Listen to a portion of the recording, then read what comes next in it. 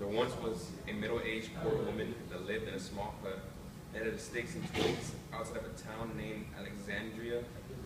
One evening, just before dusk, an invitation came floating with the wind up to the woman's home.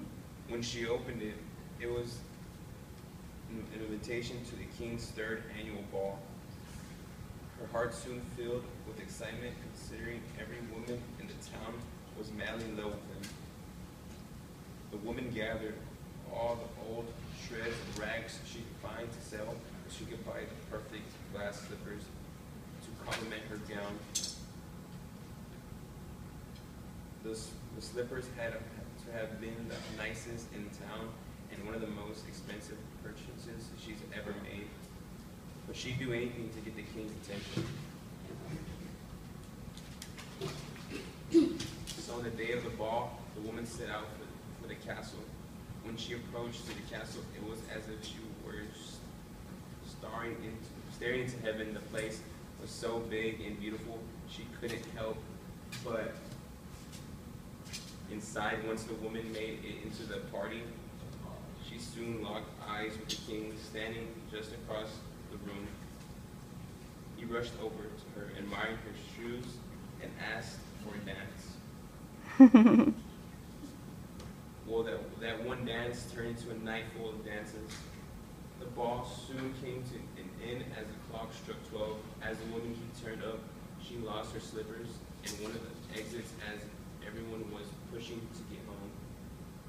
The next day, first thing, sunrise, the king set out to find the owner of the slipper. And after a long day of continuous disappointment, he went out to the only place he had enjoyed, the small, frail hut just outside of town. As he approached, the woman came running out holding her other slipper in her hand. The king soon realized that this poor woman dressed in rags was who he thought was the love of his life, and instantly turned around and angrily headed back to the castle. As soon as he returned, he gathered all his knights to go off at nightfall and kill the woman for bringing such shame to him. So the knights obeyed his orders. Finally, the knights bombarded her on the streets,